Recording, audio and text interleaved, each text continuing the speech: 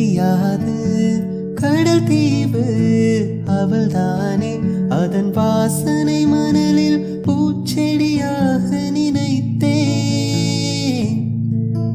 Hi friends, எல்லோரும் எப்படி இருக்கீங்க? நாங்கள் இங்கே ரொம்பவே நல்லா இருக்கோங்க.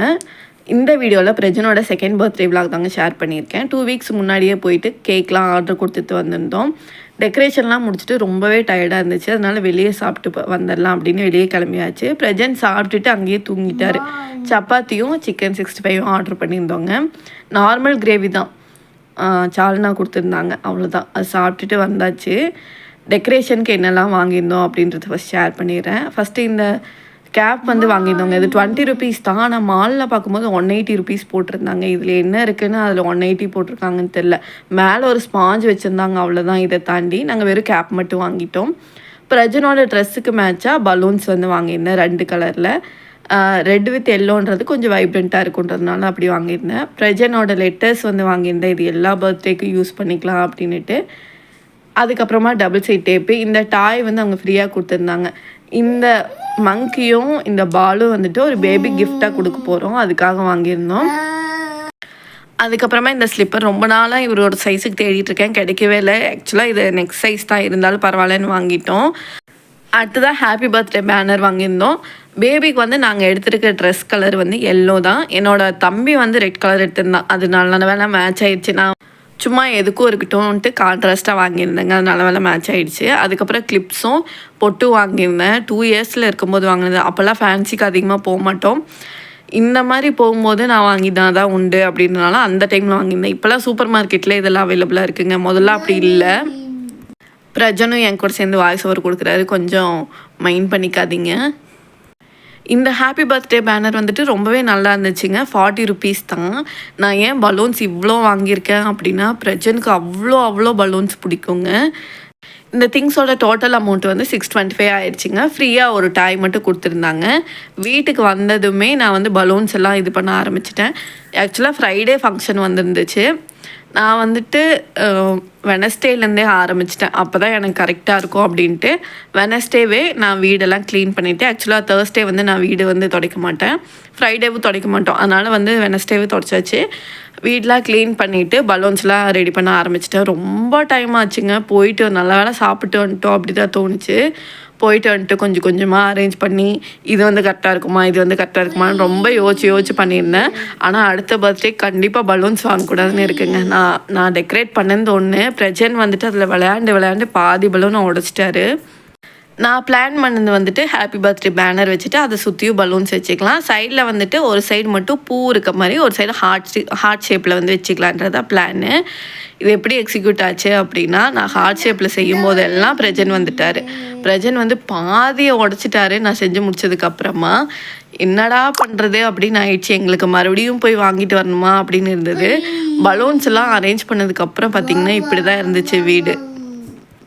பேபிக்கு பிடிச்ச மாதிரி பண்ணோம் அப்படின்றதுக்காக தான் பலூன்ஸ் வாங்கியிருந்தோம். நம்ம செய்யும் போது இவர் வந்து இவ்வளோ டார்ச்சர் பண்ணுவாருன்னு நினைக்கல. இட்ஸ் ஓகே, அவர் எப்படி விளையாண்டாரோ அது பரவாயில்லன்ட்டு நாங்களும் விட்டுட்டோம். அவர் விளையாடுற வரைக்கும் விளையாட்டும், மிச்சத்தை நம்ம டெக்கரேட் பண்ணால் போதும் அப்படின்ட்டு நாங்கள் ஃபஸ்ட்டு கர்டைன்லேயே ஃபிக்ஸ் பண்ணிக்கலான்னு முடிவு பண்ணியிருந்தோங்க பிரஜன்ன்றது.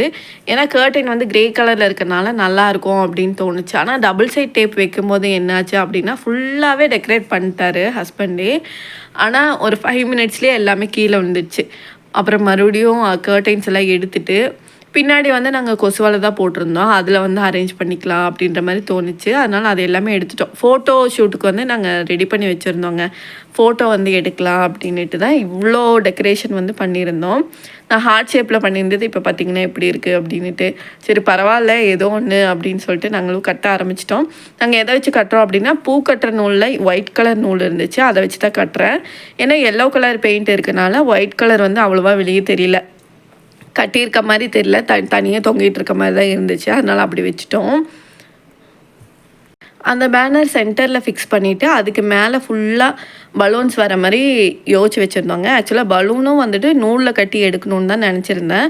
பிரஜன் பாதி விளையாண்டு காலி பண்ணிட்டாரு. அதனால் டபுள் சைட் டேப்பில் வச்சுட்டு ஒட்டி கீழே வரைக்கும் கொண்டு வந்திருந்தேங்க. கடைசியில் அவுட்புட் பார்த்திங்கன்னா அதுலேயே பாதி உடச்சிட்டாரு. இதுக்கப்புறமா அந்த பிரஜன் என்ற லெட்டர்லேயே வந்துட்டு அங்கங்கே ஹோல்ஸ் வந்து இருக்குது. நம்ம அதை வந்து சேஃப்டி பின் வச்சு பண்ணிக்கலாம். அந்த மாதிரி தான் இருந்தது. நான் அதை வந்து ஷார்ட்டில் வந்து ஆட் பண்ணுறேங்க எப்படி பண்ணியிருந்தேன் அப்படின்ட்டு. இது வந்து சேஃப்டி பின்னில் வச்சுட்டு நான் கொசு வலை போட்டிருக்கனால அப்படியே வச்சு நான் பின் பண்ணிட்டேன். கொசு வலைக்கு எதுவுமே டேமேஜ் ஆகலை. ஏன்னா எண்ட் ஆஃப் த டே வந்துட்டு நம்மளோட பெயிண்ட் எல்லாமே எடுத்துடக்கூடாது அப்படின்றத என்னோட இதில் இருந்துச்சு. அதனால் பெயிண்ட் எதுவும் எடுக்காத மாதிரி நான் வந்து பார்த்துக்கிட்டேன்.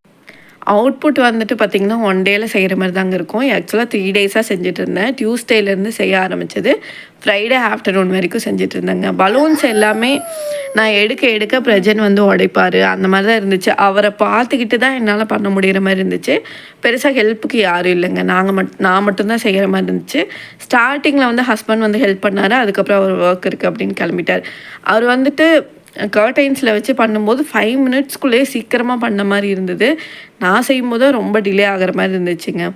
அந்த கர்டைன்ஸ் எல்லாம் எடுத்துகிட்டு அதுக்கப்புறம் கொசு வலையில் பின் பண்ணி அவரை வச்சுக்கிட்டு அவருக்கு சாப்பிட கொடுத்து தூங்க வச்சுட்டு எனக்கு ரொம்ப கஷ்டமாக தான் இருந்துச்சு. அடுத்த வாட்டி வந்து கண்டிப்பாக இதில் வந்து நம்ம பண்ணக்கூடாது, ஃபோக்கஸ் பண்ணக்கூடாதுன்னு இருக்கேன். வெளியே எங்கேயாச்சும் பிரஜனுக்கு பிடிச்ச ஏரியாவில் வந்து கேக் கட் பண்ணிக்கலாம் அப்படின்னு யோசிச்சு வச்சுருக்கோம். பார்க்கலாம். ஆக்சுவலாக இந்த வீடியோ எடிட் பண்ணி போடுறதுக்கே எனக்கு 6 மந்த் ஆயிடுச்சு. ஏன்னா இந்த வீடியோ கிளிப்ஸ் எல்லாமே பழைய மொபைலில் மாட்டிக்கிச்சுங்க. இதெல்லாம் கிடைக்கிறதுக்கே எனக்கு ரொம்ப நாள் டிலே ஆகிடுச்சு. அதனால தான் இவ்வளோ நாள் கழிச்சு வீடியோ போடுறேன். ஆக்சுவலாக டிசம்பர் 15 தான் பர்த்டே. இப்போ தான் நான் எடிட் பண்ணி போடுற மாதிரி இருக்குங்க. ஆக்சுவலாக ரொம்ப லென்த்தி வீடியோ அது. நான் ஷார்ட் பண்ணி கொஞ்சமாக குட்டி பண்ணியிருக்கேன்.